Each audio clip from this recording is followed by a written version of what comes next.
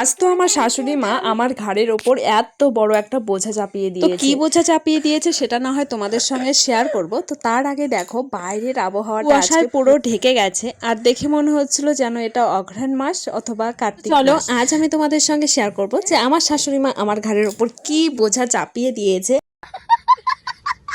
কি কি করলাম, তো পুরোটাই আজকে তোমাদের সঙ্গে শেয়ার করব। তো চলো সম্পূর্ণ ব্লগটা দেখতে থাকো। A few moments later.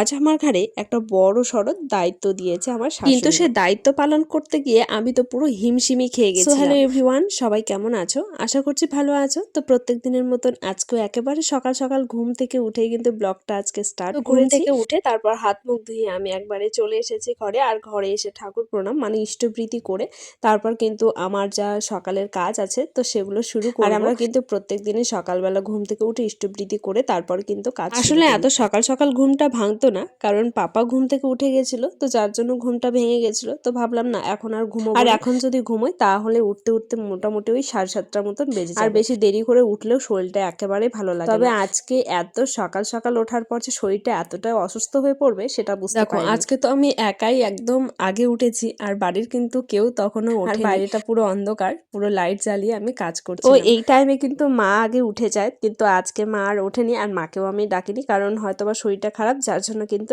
দেখো সকাল সকাল ঝাড়ঝাড়টা দিয়ে নিলাম, তারপর গেছি বাইরে। বাইরে বেরিয়ে দেখছি এত কুয়াশা পড়েছে আর একটু ঠান্ডা ঠান্ডাও লাগছে। আর এদিকে কাকিও উঠে গেছে, তো কাকি আমি দুজনে মিলে ফুল তুলতে ব্যস্ত এখন। আর বাইরে বেরিয়ে দেখছি আমাদের গাছে প্রচুর ফুল ফুটেছে।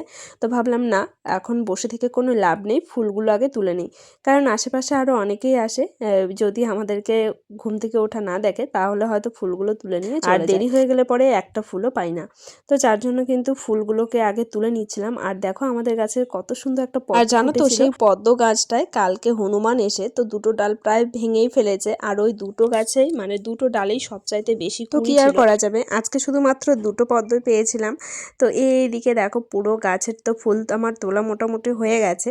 তারপর কিন্তু কাকি এসেছে, কাকি এসে বলছে যে আমার এত ফুল লাগবে না, তুমি কটা নাও। তো হাতে করে অনেক কটা ফুলই নিয়ে এসেছে। আর মাকে কিন্তু এই কাকি বেশিরভাগ ফুল তুলে দেয়, কাকি তুলে। আর ওই যে একটা ঠাকুমা, তো সবাই কিন্তু এখন ফুল তুলতে ব্যস্ত। সত্যি কথা বলতে সকাল সকাল ঘুম থেকে উঠে এই ফুল তোলার যে একটা আনন্দ সেটা কিন্তু আলাদাই মজা। তো আমি যেহেতু এত সকালে ঘুম থেকে উঠি না, আমি উঠতে উঠতে প্রায় মোটামুটি 7টা বেজে যায়, 7টা 7:30। তো ফুল টুল তোলার পর তারপর একটু হাঁটতে বেরোলাম, ভাবলাম যে না আজকে একটু হেঁটে আসি। আর সত্যি কথা বলতে আমার না এরকম ফাঁকা রাস্তায় হাঁটতে বেশি ভালো লাগে, লোকজনের মধ্যে হাঁটাহাঁটি করতে একেবারেই ভালো লাগে না। তো ভাবলাম না আজকে যেহেতু কেউ ওঠেনি ঘুম থেকে তাই একটুখানি হেঁটে আসি। মেয়েবেলার তো এটা আমার প্রত্যেক দিনের একটা রুটিনের মধ্যেই ছিল যে ঘুম থেকে উঠে ফুল তোলা তারপর একটু হেঁটে আসা। আর এই সকালবেলার যে আবহাওয়াটা যে এত সুন্দর সেটা হয়তো বললেও বোঝানো যাবে না। আর এইদিকে দেখো আমি হাঁটাহাঁটি করছিলাম আর সেই ফাঁকে মা এসে বললো যে তুমি এত সকাল সকাল উঠে গেছো, কারণ তোমরা তো জানোই এত সকালে আমি খুব কমই উঠি। তো মা বললো চলো আমিও একটু। আর আমার কর্তামশাই তো বলতে বলতে প্রায় হাঁপিয়ে গেছে যে সকালে ঘুম থেকে উঠে একটু হাঁটাহাঁটি করবে। হাঁটাহাঁটি না, তার সাথে বলেছে তুমি 1 লিটার করে উষ্ণ গরম জল করে খাবে। তো সেটা আমার সবচাইতে বেশি অলস, মানে গরম জল করে। সত্যি কথা বলতে আমি একেবারেই খালি পেটে জল খেতে পারি না। তো যাই হোক হাঁটাহাঁটি করার পর দেখো বাড়ি চলে এসেছি। আর বাড়িতে যখন এসে পড়েছি তাই ভাবলাম না আজকে সকাল সকাল একেবারে কাজ শুরু করে দেব, কারণ আজকে এই রান্নাঘরটা ঝাড়তে হবে। এর আগে তো আমাদের ঘর আর মার ঘরটা ঝাড়া প্রায় কমপ্লিট হয়ে গেছে, বাকি রয়েছিল এই ঘরটা। তো রান্নাঘরটা ঝাড়তে কিন্তু প্রায় অনেকক্ষণ সময় লেগে গেছিলো আমাদের। আর রান্নাঘরে তো জানো আমাদের আর কালকে বাসনগুলো একটু ঝরতে দেওয়া হয়েছিল, মানে বাসন মেজে রাখা হয়েছিল, সেগুলো নিচেই পড়ে রয়েছে। তো ভাবলাম না সকাল সকাল এগুলো আগে সরিয়ে ফেলি, না হলে ঘর ঝাড়তে গিয়ে পুরো নোংরা হয়ে যাবে। আর আজকে ভাবছি এই ঘরের সিস্টেমটাই একটু পাল্টে দেবো। আমরা যখনই এই ঘরটাকে ঝাড়ি তখনই কিছু না কিছু চেঞ্জ করি ঘরে। তো আজকে ভাবছি যে অন্য কিছু একটা চেঞ্জ করব, মানে ওইদিকে যে মিটকেসটা রয়েছে তো সেটা একটু সরে এদিকে নিয়ে আসতে হবে, কারণ ওখানে রাখাতে আমাদের অনেকটাই অসুবিধা হয়েছে এক কোনায়। যে আর আমাদের রান্নাঘরটাও একেবারেই ছোটো মোটো। তো এইদিকে মা আমাকে একটু হেল্প করে দিচ্ছিল, তো দেখছি যে আমি ঘর ঝাড়তে লেগে পড়েছি। তো বললো না আমি একটু তাহলে বাসনগুলো বের করে রাখি, তাহলে তোমার একটু সুবিধা হবে। তো মোটামুটি আমরা দুজন মিলেই কাজটা করেছিলাম। এত কৌটো আমি সব বের করিনি, ওখানেই মুছে আবার ঠিকঠাক করে রেখে দিলাম। তো সমস্ত কিছুই কিন্তু মুছতে হবে। আর মা বলছে পুরো ঘরটাকেই ধোয়াবে, মানে এই যে দেয়ালগুলো কালি হয়ে গেছে তো সেগুলোই রান্নাঘরে মোটামুটি সমস্ত রকমের কাজ করে তারপর এসেছিলাম আমি কলপাড়ে, কারণ কিছু কাঁচা ধোয়া ছিল। আর জানোই তো 8টার মধ্যে জল নিয়ে নেবে, তো যার জন্য কিন্তু এই কাজগুলো করতে বসে পড়লাম। আর জল চলে গেলে তো খুবই অসুবিধা হয়ে যায়, সেটা তো এর আগের দিন তোমাদেরকে জানালামই। তো কিছু পাপার জামা, আমাদের জামা কাপড় এই কয়েকদিন ধরে এই এত কিছু জমা হয়েছিল, তো সেগুলোই একটু কাচা ধোয়া করলাম। তো মোটামুটি দেখো এই কাচা ধোয়া করে তারপর কিন্তু আমি স্নান ধান করে উঠে পড়েছিলাম, কারণ সেই সময় পাপা উঠে গেছিলো। তো পাপাকে রেখে আমাদের কাজ করতে অনেকটাই অসুবিধা হয়ে যায়, যেহেতু ধরার মতন কেউ নেই, আর পাপা তো প্রচণ্ড দুষ্টুমি করে। তো দেখো স্নান ধান করে এসে তারপর পাপার জন্য এখন খাবার বানাচ্ছি। তো আজকে সকালবেলা ওকে দেবো ছাতু, আর তার সাথে আমিও খেয়ে নেবো, কারণ যেহেতু 5টার সময় উঠেছিলাম, যার জন্য কিন্তু প্রচণ্ড খিদে পেয়েছিল। তো কি আর বলবো, কাজ করতে করতে আজকে আমার খিদে পেয়ে গেছে।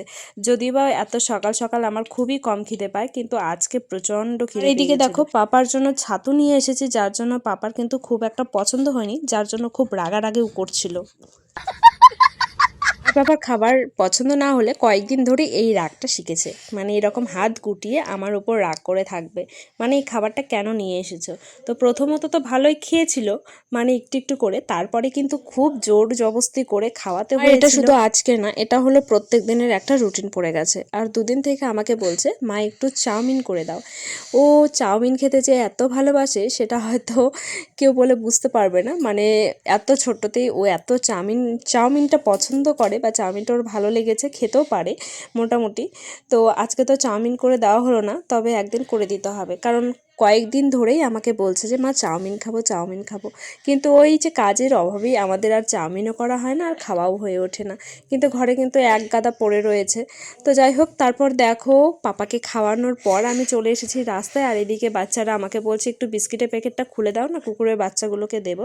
আর এরা কুকুরের বাচ্চাগুলোকে যে এত ভালোবাসে সে কি বলবো, সারাক্ষণ ওরা কুকুরের বাচ্চাগুলোকে ঘিরে চলেছে। আর ওদের বিস্কিট যখনই শেষ হয়ে যাবে আমার কাছে যাবে, কাকিমুনি আমাকে একটা বিস্কিট দাও না, কুকুরকে দেবো।